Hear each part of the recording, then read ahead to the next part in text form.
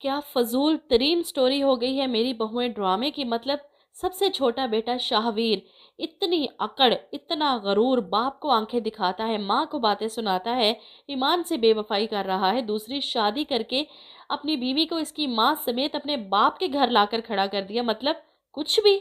ईमान पर तरस आ रहा है। इसकी माँ बेबसी की इंतहा को पहुंचकर अपनी बेटी के लिए अंबर बेगम के घर आई ताकि इन दोनों मियाँ बीवी से बात कर सकें कि मेरी बेटी का क्या कसूर है इस सब में।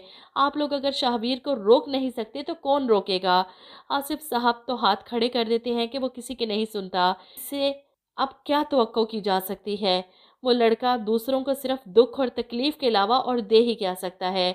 और इधर निकाह के बाद शाहवीर महानूर को अपने साथ चलने के लिए कहता है, जिस पर महानूर पहले ईमान का पत्ता साफ करने की कोशिश करती है कि तुम्हारी पहली बीवी, क्या मैं इसका हक मार रही हूँ? अगर तुमने उसके साथ रहना ही नहीं तो उसे तलाक दे दो ताकि मेरे दिल में भी कोई गिल्ट ना रहे और मैं भी सुकून से अपनी नई ज़िंदगी शुरू कर सकूं।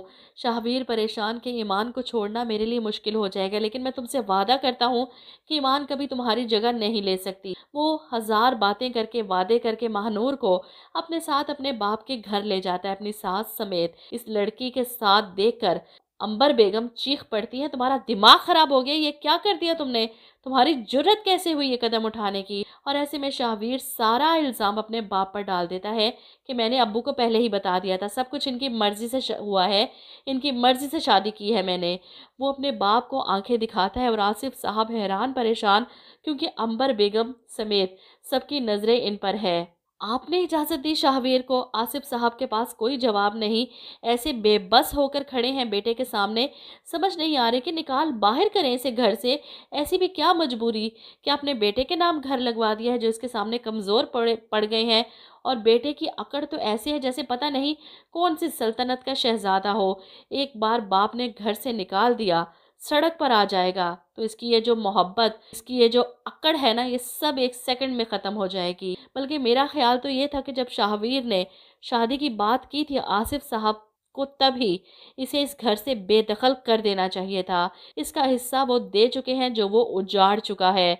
सब बर्बाद इन्होंने अपने हाथ से किया। आसिफ साहब ने अपने पाँव पर खुद कुल्हाड़ी मारी है और बड़ा बेटा आर्यान घर पर बैठा निकम्मा निकट्टू कि मैं क्या करूं, कौन सी नौकरी करूं, जबकि इस उम्र में इसका बाप नौकरी कर सकता है, कमा कर लाता है घर अपना और अपनी बीवी का खर्चा खुद उठा रहा है। तो आर्यान को क्या मौत पड़ती है कोई काम करने से।